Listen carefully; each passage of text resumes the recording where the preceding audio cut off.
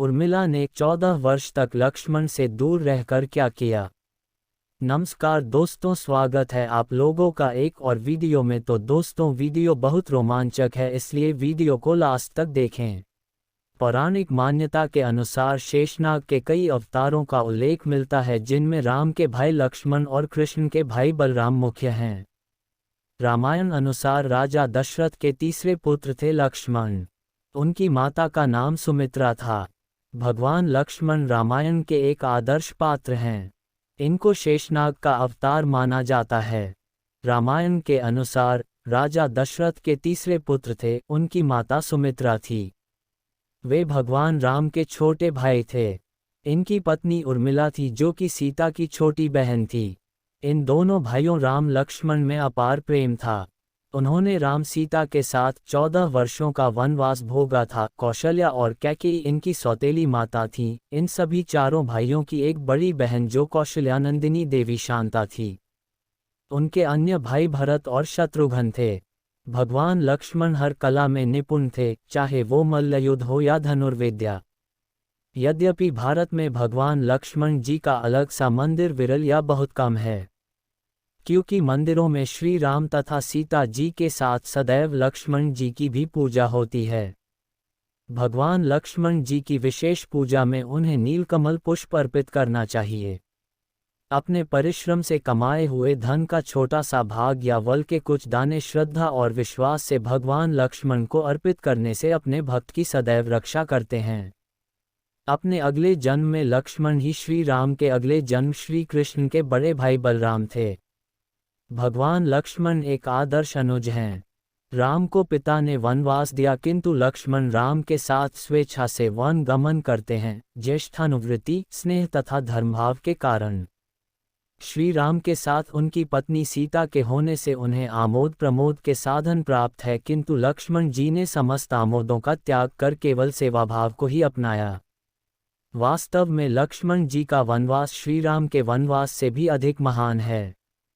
लक्ष्मण जी सीता स्वयंवर में अपने बड़े भाई राम पर परशुराम के क्रोध को स्वयं में समाहित कर लिए थे और वाद विवाद में परशुराम के क्रोध और घमंड को चकनाचूर कर दिए थे, जिसमें लक्ष्मण जी का तर्क था कि शिवधनुष के लिए अगर परशुराम प्रहार करेंगे तो श्री राम की रक्षा के लिए लक्ष्मण भी प्रहार करेंगे।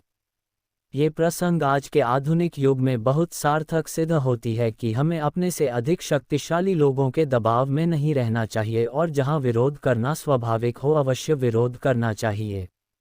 अपने बाल्यकाल से श्री राम की परछाई बने रहने की परीक्षा तब सामने आई जब श्री राम को 14 वर्ष का वनवास हुआ।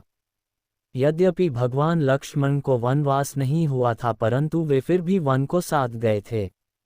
इसके अतिरिक्त दुर्वासा ऋषि के आगमन पर श्री राम के वचन बंधन के कारण लक्ष्मण जी को मृत्युदंड मिला। तब राज दरबार में हनुमान जी के परामर्श पर श्री राम ने मृत्युदंड के स्थान पर लक्ष्मण जी का त्याग किया, परंतु लक्ष्मण जी ने बड़े भाई के वचन का मान रखने के लिए सरयू नदी में जल समाधि ले ली थी।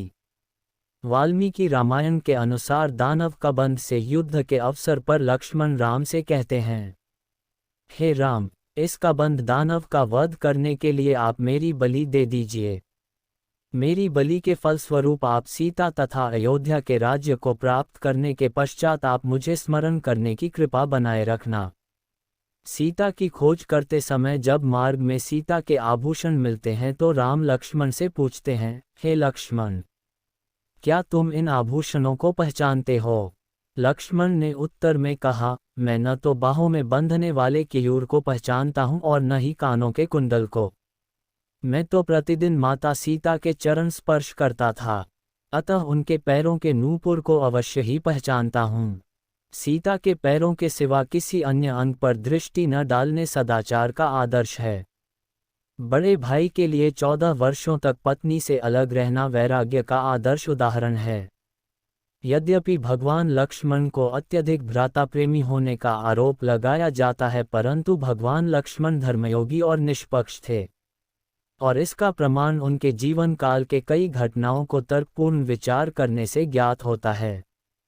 जैसे माता सीता के अग्नि परीक्षा के समय श्री राम पर उनका क्रोध और विद्रोह करना उनके निष्पक्षता को प्रमाणित करता है। अपनी पत्नी उर्मिला को वन के कष्टों से दूर रख राजकुमारी की तरह अयोध्या में छोड़ना, 14 वर्ष के वनवास काल में ब्रह्मचर्य का पालन करना उनकी सच्चे प्रेम की निशानी है। अपनी माताओं के सेवा हेतु पत्नी उर्मिला को अयोध्या में छोड़ना मातृप्रेम को दर्शाता है। मेघनाथ, इंद्रजीत जैसे योद्धा जिसने स्वयं लक्ष्मण सहित राम और हनुमान को भी युद्ध में पराजित किया था, उस योद्धा से 2 बार पराजित होने के बाद भी युद्ध करना और विजय प्राप्त करना भगवान लक्ष्मण की निडरता, सामर्थ्यता और श्रेष्ठ युद्ध कौशल को इंगित करता है। लक्ष्मण के लिए राम ही माता पिता, गुरु, भाई सब कुछ थे और उनकी आज्ञा का पालन ही इनका मुख्य धर्म था। वे उनके साथ सदा छाया की तरह रहते थे। भगवान श्री राम के प्रति किसी के भी अपमानसूचक शब्द को ये कभी बर्दाश्त नहीं करते थे। वास्तव में लक्ष्मण का वनवास राम के वनवास से भी अधिक महान है। 14 वर्ष पत्नी से दूर रहकर उन्होंने केवल राम की सेवा को ही अपने जीवन का ध्येय बनाया। वाल्मीकि रामायण के अनुसार उर्मिला जनक नंदिनी सीता की छोटी बहन थीं और सीता के विवाह के समय ही दशरथ और सुमित्रा के पुत्र लक्ष्मण को ब्याही गई थीं। जब राम और सीता के साथ लक्ष्मण भी वनवास को जाने लगे तब पत्नी उर्मिला ने भी उनके साथ जाने की जिद की, परंतु लक्ष्मण ने उन्हें ये कहकर मना कर दिया कि अयोध्या के राज्य को और माताओं को उनकी आवश्यकता है। उर्मिला के लिए यह बहुत कठिन समय था, ऐसे में जबकि वह नववधू थी और उसके दाम्पत्य जीवन की तो अभी शुरुआत ही हुई थी। लक्ष्मण के वनवास जाने के बाद उर्मिला के पिता अयोध्या आए और उर्मिला को मायके चलने का अनुरोध करने लगे, ताकि माँ और सखियों के सान्निध्य में उर्मिला का पति वियोग का डैख कुछ कम हो सके।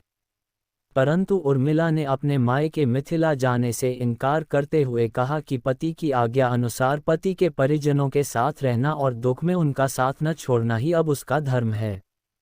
यह उर्मिला का अखंड पतिव्रत धर्म था। जब लक्ष्मण जा रहे थे तब इस सबसे विकट क्षणों में भी उर्मिला आंसू न बहा सकी, क्योंकि उनके पति लक्ष्मण ने उनसे एक और वचन लिया था कि वह कभी आंसू न बहाएंगी, क्योंकि अगर वह अपने डैख में डूबी रहेंगी तो परिजनों का ख्याल नहीं रख पाएंगी। इस संबंध में मान्यता कर आधारित एक कथा पढ़ने को मिलती है। इस कथा का वर्णन रामचरितमानस आदि में नहीं मिलता है। कथा यह है कि रावण के पुत्र मेघनाद को यह वरदान था कि जो व्यक्ति 14 वर्षों तक सोया न हो वही उसे हरा सकता है।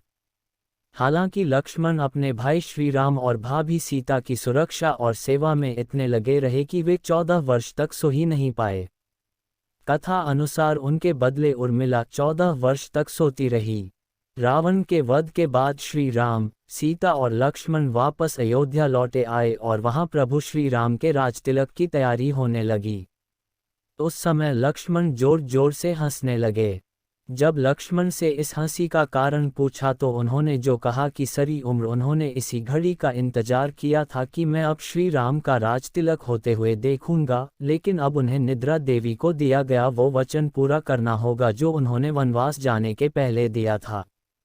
दरअसल निद्रा ने उनसे कहा था कि वह 14 वर्ष के लिए उन्हें परेशान नहीं करेंगी और उनकी पत्नी उर्मिला उनके स्थान पर सोएंगी।